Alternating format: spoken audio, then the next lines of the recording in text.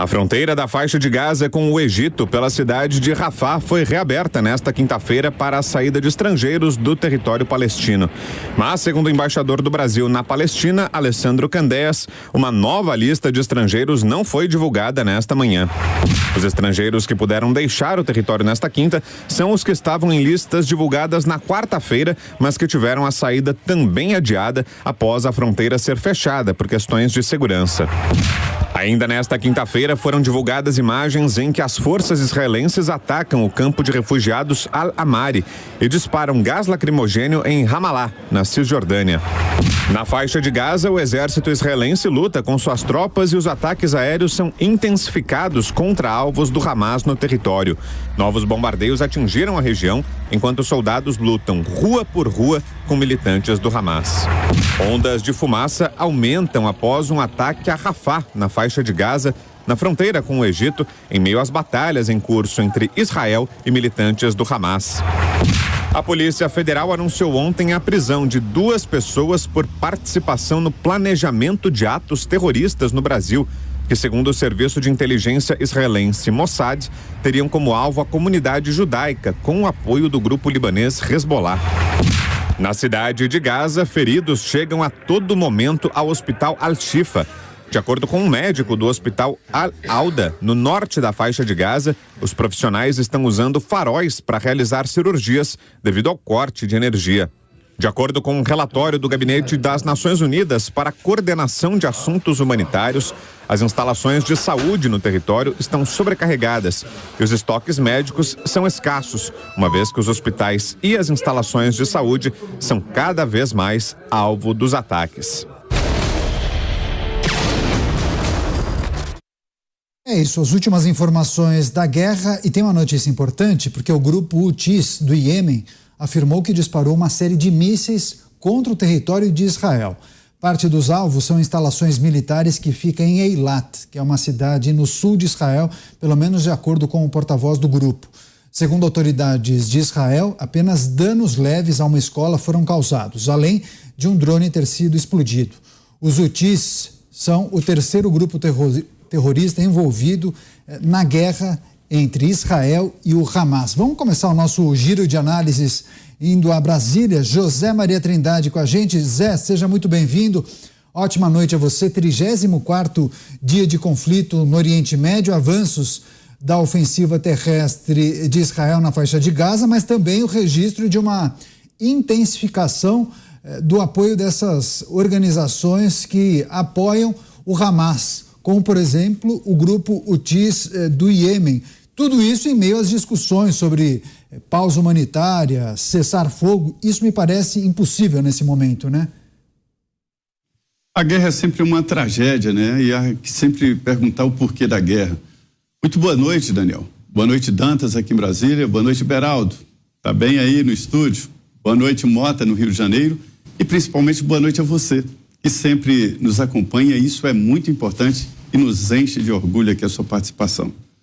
Pois é, olha, esta guerra, ela chegou agora num momento de definição, né? Que é a tomada do campo na faixa de Gaza.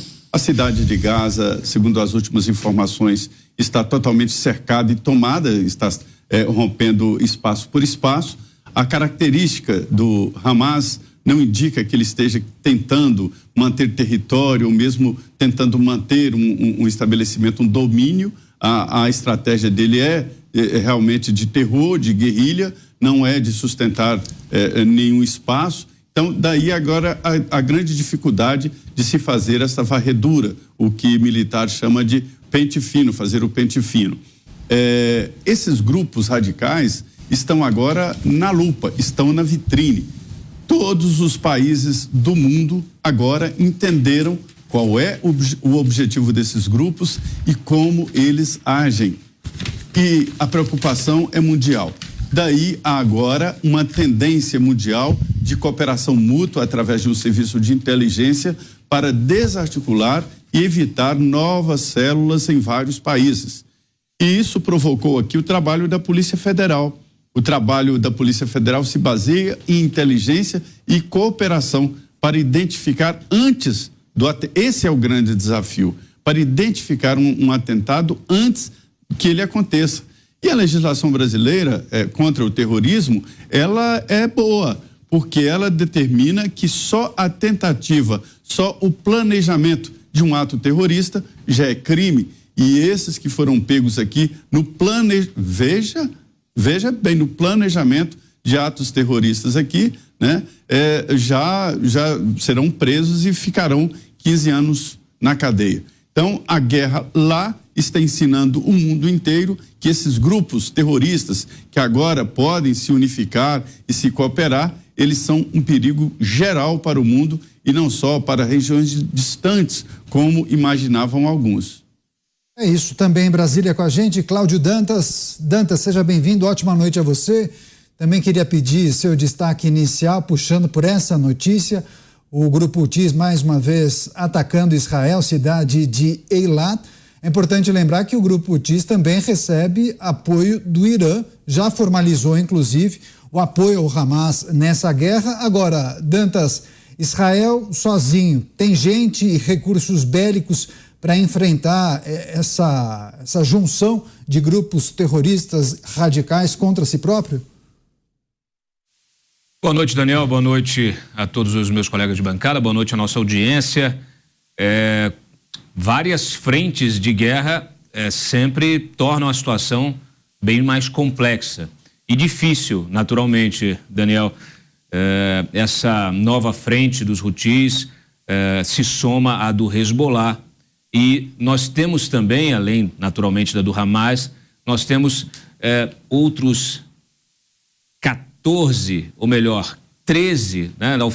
Ao final nós temos 15 grupos aí de milicianos, né? Grupos terroristas, milícias armadas, grupos paramilitares que são financiados pelo Irã e que também integram esta jihad islâmica e naturalmente tem o Israel como seu alvo principal. Todos eles justamente treinados, financiados e doutrinados pelo Irã, buscam o mesmo objetivo, que é eliminar Israel, acabar com o Estado de Israel, acabar com o povo judeu. Esse é o objetivo do próprio Estado do Irã, do regime dos ayatolás que governa o Irã.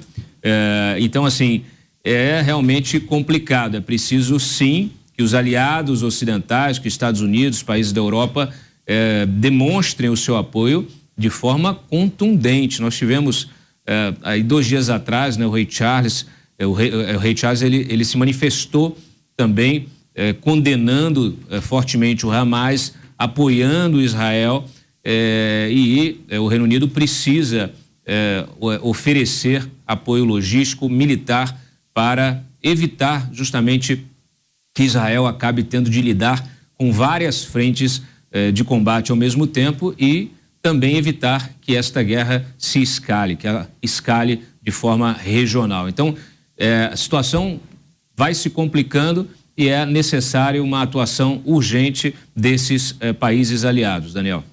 Pois é, a gente segue o nosso giro de análises. Vamos ao Rio de Janeiro. Roberto Mota com a gente. Mota, seja muito bem-vindo, ótima noite a você. O Dantas mencionou bem, né? São várias frentes de batalha. A gente poderia destacar no sul de Israel o combate principal contra o Hamas, mas também o apoio da Jihad Islâmica e do grupo Houthis do Iêmen, e ao norte o Hezbollah. Como administrar essa situação? Me parece um cessar-fogo ou a negociação de uma pausa humanitária uma grande dificuldade diante desse cenário, né? É muito difícil negociar uma pauta humanitária com quem não é humanitário. Boa noite, Daniel. Boa noite, nossa bancada. Boa noite, nossa querida audiência. É muito difícil a situação que Israel enfrenta, porque os ratos saíram do esgoto. Os ratos saíram do esgoto no mundo inteiro. Não só esses ratos armados que têm ódio a Israel e a sua população, simplesmente pelo que eles são. Eles não admitem um Estado judeu. Não é só um Estado judeu ali, eles não admitem um Estado judeu em lugar nenhum. O nome disso é antisionismo. O outro nome é antissemitismo. Mas há também os outros ratos que saíram do esgoto em manifestações pelo mundo inteiro, que estão rasgando os pôsteres com as fotos das pessoas que foram sequestradas em Israel e que estão invadindo as redes sociais, espalhando mentiras, informações falsas, numa tentativa de fazer crescer uma maré de ódio contra os judeus e contra Israel. São todas essas guerras que Israel tem que enfrentar ao mesmo tempo.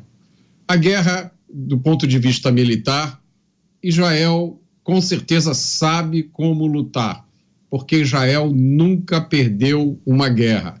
Israel sabe que no dia que perder uma guerra, o país deixa de existir. Agora, a outra guerra maior, a guerra moral, ela não é só uma guerra de Israel, é uma guerra de todo o Ocidente. Se essa guerra for perdida, nenhum de nós estará a salvo. Os principais destaques dessa guerra no Oriente Médio com os nossos analistas, também com a gente aqui no estúdio em São Paulo, Cristiano Beraldo. Beraldo, seja muito bem-vindo, ótima noite a você. Quais são os principais desafios de Israel nesse momento do conflito, 34 dias já de guerra, e por qual razão é preciso estar muito atento à postura do Irã? Eu quero até trazer uma informação para a nossa audiência, porque o enviado especial dos Estados Unidos para questões humanitárias no Oriente Médio, David Satterfield, diz que o Irã não pretende causar conflito maior no Oriente Médio. Essa é a informação dele. Mas não necessariamente o Irã aparece em muitas ações, né? Ele tem os seus laranjas, os seus enviados especiais, que são esses terroristas. É isso, Beraldo? Boa noite, Caniato. Boa noite, Zé Maria, Dantas, Mota, e boa noite à nossa querida audiência que nos prestigia todas as noites aqui nos Pingos nos Is.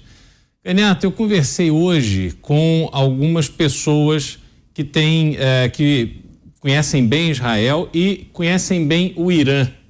Tiveram lá, inclusive, na década de 70, inspecionando as usinas nucleares que o Irã estava construindo com tecnologia alemã naquela época, era um outro Irã, e essas pessoas puderam fazer algumas considerações que eu gostaria de compartilhar aqui, que me parecem muito pertinentes. Primeiro, em relação ao exército de Israel, né? Eles falando que o exército de Israel, na verdade, ele é treinado para se proteger. Quando os jovens, né, têm uma participação obrigatória no exército, eles aprendem essencialmente a se proteger. Não é um exército preparado para atacar, para dominar o território alheio. Por isso, essa operação em Gaza está sendo feita com muita cautela, para que eles não deixem nenhuma ponta solta, não abram ali nenhuma fragilidade enquanto avançam nessa missão de entrarem na faixa de Gaza e eliminar o Hamas. E, por outro lado, eles consideram que não há disposição do Irã para entrar de fato nessa guerra, porque o Irã está numa situação onde não é possível vencer o exército de Israel. Então, essa luta travada com a entrada do Irã, essa hipotética luta travada com a entrada do Irã, seria uma luta bastante negativa para o próprio Irã. E fizeram considerações de que o povo palestino também não tem uma boa relação com os demais países do Oriente Médio, os países árabes. Essa dificuldade de se encontrar um refúgio para a população da faixa de Gaza se dá em razão disso. Ali não há uma relação amistosa, ali não há uma relação que permita esse tipo de preocupação e acolhimento, é cada um por si. E o povo da faixa de Gaza está por conta própria, fruto das escolhas que fizeram, né? O Hamas não está ali por acaso, o Hamas foi eleito e depois, obviamente, se tornou um comando autoritário daquele pedaço de terra ultrapopulado, né? Com milhões de pessoas morando ali. Então, realmente, é uma situação que revela bastante fragilidade por parte da população da faixa de Gaza, o próprio Hamas, que vai tendo, sim, apoio do Irã para que ele faça o trabalho sujo e o Irã não precise entrar de forma oficial. e tem também esses grupos que vão ali, que também são financiados por países como o Irã, mas que vão ali fazendo algum barulho, alguma confusão, sem uma continuidade e sem condições de efetivamente representarem uma vantagem nessa guerra contra Israel.